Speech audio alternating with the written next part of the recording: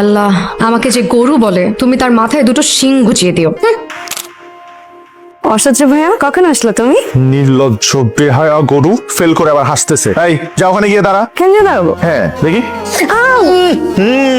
গন্ধ, কাঁচা গোবরের গন্ধ। এটা কিন্তু একদম ঠিক না। আমি ভাবছিলাম কি জানিস, আমি ভাবছিলাম তোর মাথার গোবর পচে জৈব সার হবে, সেই জৈব সার থেকে একটা সুন্দর এ প্লাস বৃক্ষ হবে, কিন্তু না, মাথার গোবর মাথায় রয়ে গেছে। ছি, তোর পানিশমেন্ট কি জানিস? তোর পানিশমেন্ট হচ্ছে তুই দুই কান দুই হাত দিয়ে ধরে রাখবি এবং এক পায়ে দাঁড়ায় থাকবি কাকের মতো। সেগুলো এই আসবি না, সেগুলা দেখে আমরা মিষ্টি খাবো। জীবনেও না। জীবনেও না। কান ধর এক্ষুনি। এই হয়েছে? ভাইয়া পারফেক্ট, একেবারে দাওয়া। এই ফেলে মিষ্টি, কি যে মজা।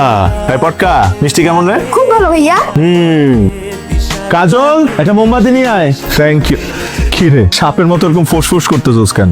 কাজলকে ছাড়া তো তোমার চলেই না। কারেন্ট চলে গেলে কাজল মোমবাতি নিয়ে আয়, মাথা ধরলে কাজল মাথা টিপে দে। সব কাজে তোমার যদি কাজলকেই লাগে, তাহলে কাজলকে অপমান করলা কেন? তোর সম্মান আছে নাকি যে তোকে অপমান করব? সম্মান থাকলে সে অপমান করব। শুভ্র ভাইয়া, তোমার জন্য গরম গরম স্পেশাল চা। থ্যাংক ইউ, কিন্তু এত মিষ্টি করে বলতেছিস, সন্দেহজনক। আমি সবসময় মিষ্টি, চিনির থেকেও বেশি মিষ্টি, কিন্তু তুমি শুধু বোঝো না। আমি বুঝবো কি করে? আমি তোর পিঁপড়া না। তুমি ঠিক আছে। লবণ চা? আমাকে অপমানের পানিশমেন্ট। মেয়েটা সারাক্ষণ আমার ছেলেটার পিছনে লেগে, ভাল লাগে না আমার। আজকে তোকে আমি এক বয়ম লবণ চিবায় খাওয়াবো। প্লিজ শুভ্র ভাইয়া, আমার কানটা ছিঁড়ে যাবে তো। ছিড়ুক না, ভালো হবে। মানুষ তোকে কান ছেঁড়া কাজল বলে ডাকবে। শুভ্র ভাইয়া প্লিজ, ব্যথা পাচ্ছে শুভ্র ভাইয়া। ছেড়ে দিব? ছেড়ে দাও না প্লিজ। ঠিক আছে, তাহলে তুই স্বীকার করে নে যে আমার মাথা ভর্তি গোবর আর চোখ দুইটা গরুর মতো। স্বীকার করে নিচ্ছি, বল। তোমার মাথা ভর্তি গোবর আর তোমার চোখ দুটো গরুর মতো। তাহলে তোরে যে খেয়ে বিয়ে করবে, মানে যেই অভাগা তোরে বিয়ে করবে, তার তো জীবন পুরাই শেষ, পুরে কয়লা হয়ে যাবে। তুমি সেই অভাগা, তোমার সাথেই আমার বিয়ে হবে। তোমাকে পুড়িয়ে পুড়িয়ে কয়লা বানিয়ে ফেলবো।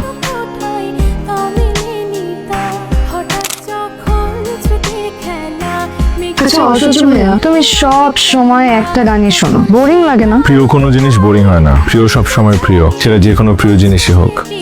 যেমন আমার প্রিয় কবিতা হচ্ছে কাজল চোখের মেয়ে, প্রিয় গান খোলা হাওয়া, প্রিয় খাবার ইলিশ, আর প্রিয় মানুষ প্রিয় মানুষ নাই। বিশাল একটা গ্যাপ। কবে তোমার এই গ্যাপের মধ্যে প্রিয় মানুষের নাম বসবে? জানি না, তবে এটা জানি যে কোনো এক পূর্ণিমা রাতে খোলা হাওয়া গান বাজবে, আমি থমকে থাকা মেয়েটার দিকে তাকিয়ে বলবো, শোনো কাজল চোখের মেয়ে, আমার দিবস কাটে বিবশ হয়ে তোমার চোখে চেয়ে। আকাশ কেন? আকাশ কেন, বুকের ভেতর আকাশ, কাজল চোখের মেয়ে, তুই তাকালে থমকে থাকে আমার বুকের বাপাস। এই মেয়েটার লাইনটা তুই ধরলি যে।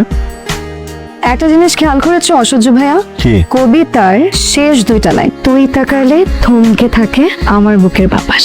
তার মানে তোমার জীবনে যে প্রিয় মানুষটা হবে, সে একটা তুই হবে, তুমি না। আপনার কলটি এই মুহূর্তে ওয়েটিং এ আছে। আপনার কলটি এই একটা বিকেল আমাকে উপহার দেওয়া যায়? কেন বলুন তো? তোমার মনের সিঁড়ি বেয়ে উপরে উঠতে চাই। শুরুটা তো করি। ঠিক আছে, ভালো দেখা হচ্ছে। বাই। বাই। এত কথা কার সাথে শুনি? যার সাথে ইচ্ছা তার সাথে। তুই এতবার কল দিচ্ছিস কেন সেটা বল। আমাকে কেন বলবো? আমি তো আর তোমার কেউ না। অবশ্যই তুই আমার কেউ না, কেউ না হয়েও এতবার কল দিচ্ছিস, জরুরি কিছু নাকি?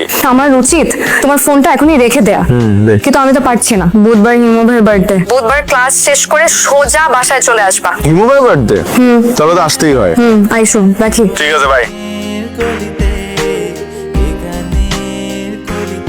আজ আমার টার্গেটে এত সুন্দরভাবে চোখে কাজল দিব, যদি তোমার হৃদয় বলে কিছু থেকে থাকে, তবে আমাকে আর গরুর চোখ বলতে পারবে না। বলতে বাধ্য হবে সত্যি সত্যি আমি একটা কাজল চোখের মেয়ে। অসহ্য ভাইয়া, কেমন লাগছে আমাকে? তোকে তোকে খুব সুন্দর লাগছে, মনে হচ্ছে খুব সুন্দর করে সাজানো একটা গরু। আগামী কোরবানি ঈদে হাটে বিক্রি করা যাবে। আই যা, বাকি কাজগুলো কর।